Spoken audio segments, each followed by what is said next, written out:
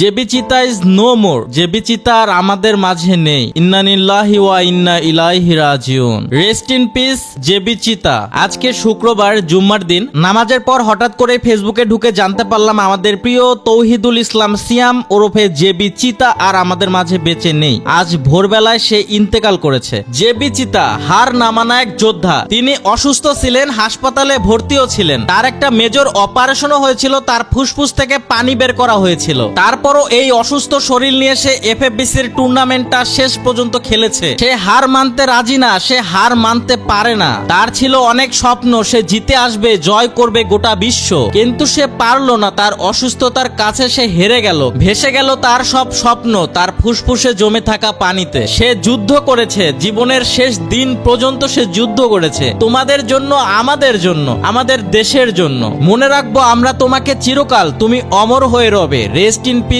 JB চিতা। JB চিতার এমন কি হয়েছিল তার ফুসফুস ছিদ্র করে পানি বের করা হলো? চিতা খুব অসুস্থ। আমি জানতে চাই কি হয়েছে চিতার।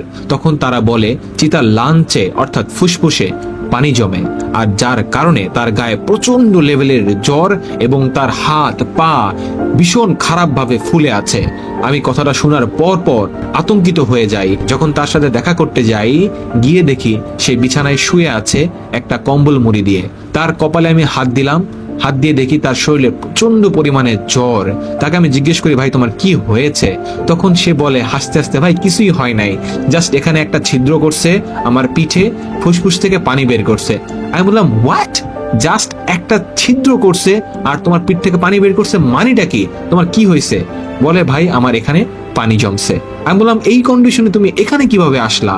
তখন চিতা আমাকে বলে, ভাই এটার পিছনে অন্য একটা কাহিনী আছে। আমি বললাম কি কাহিনী আছে আমাকে বলো। এই কাহিনীটা শুনলে তোমরা সত্যি অবাক হয়ে যাবা এবং বুঝবা একটা প্লেয়ার কিসের জন্য, কি এমন আছে গেমের ভিতরে তার এতটা পাগলামি করতে হবে। আসলে জেবি চিতা আসলে একটা লেজেন্ড। জেবি চিতা আসলে একটা পাগল যোদ্ধা ছিল, মারাত্মক লেভেলের যোদ্ধা। সে যা করেছে তা অকল্পনীয়। তোমাদের জন্য, আমাদের জন্য, আমাদের দেশের জন্য, বাংলাদেশ ই স্পোর্টস কমিউনিটির জন্য জেবি চিতা একটা গর্বের নাম, একটা সাহসের নাম, একটা যোদ্ধার নাম। তোমাকে হাজারো সেলুট জেবি চিতা। তুমি আমাদের ই স্পোর্টস কমিউনিটির গর্ব, তুমি আমাদের অহংকার, তুমি জব ব্রেকার টিমের একটা স্বনামধন্য প্লেয়ার। তুমি অনেক দিয়েছো আমাদের ই স্পোর্টস কমিউনিটিকে। এই ই স্পোর্টস কমিউনিটি তোমাকে আজীবন মনে রাখবে। তুমি একটা লেজেন্ড, তুমি এমনই একটা যোদ্ধা, তোমার মতো যোদ্ধা আমি একটাও দেখিনি। তুমি এই অসুস্থ শরীর নিয়ে, একটা মেজর অপারেশন নিয়ে তুমি যুদ্ধ করে গেছো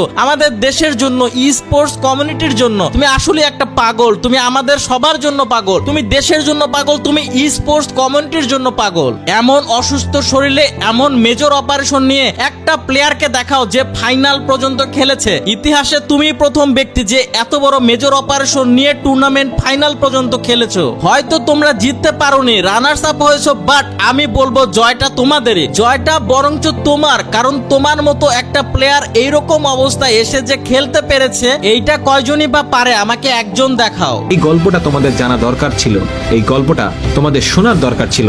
তার কারণ এফএফবিসি জিততে পারেনি চিতা ঠিকই, কিন্তু চিতা যে লেভেলের ডেডিকেশন দেখিয়েছে এটা তোমাদের জানা দরকার ছিল। তোমরা অন্তত সারা জীবন মনে রাখবা এমন একটা পাগল প্লেয়ার ছিল যে হসপিটালে ভর্তি ছিল, তার অবস্থা এতটাই খারাপ ছিল তাকে হসপিটাল থেকে বের হতে দিচ্ছিল না। সেই অবস্থায় সেই মিথ্যা কথা বলে সে গেম খেললো এবং যুদ্ধ করলো, চেষ্টা করলো, চ্যাম্পিয়ন হতে পারেনি, কিন্তু সেকেন্ড পজিশন অর্জন করে ঠিকই নিয়েছে। আমি চাই আজকের এই ভিডিওটা তোমরা সবাই শেয়ার করে দাও। হয়তো একদিন চিতা চ্যাম্পিয়ন হবে, হয়তো একদিন জব ব্রেকার্স চ্যাম্পিয়ন হবে, কিন্তু তাদের এই গল্পটা হয়তো কোনোদিনও বলা হতো না। এই ছিল আজকের ভিডিওটা। রেস্ট ইন পিস জেবি চিতা। আর গাইস তোমাদেরকে আরেকটা কথা স্মরণ করিয়ে দেই, আমরা এই 2 দিনের দুনিয়ায় কিসের এত অহংকার করি? আমাদের নেই কোনো নিঃশ্বাসের গ্যারান্টি, হয়ে যেতে পারে যে কোনো কিছু যে কোনো সময়। তাই ক্ষমা করে দিও আমায়, ক্ষমা করে দিও জেবি চিতাকে। ভালো থাকো তুমি ওপারে, তোমাকে যেন আল্লাহ জান্নাত দান করে, এই দোয়া করি মোনাজাতে। সবাই জেবি চিতা ভাইয়ের জন্য দোয়া করবা, মন খুলে দোয়া করবা, জেবি চিতা যেন জান্নাতবাসী হয়, এই কামনায়। আল্লাহ হাফেজ গাইস।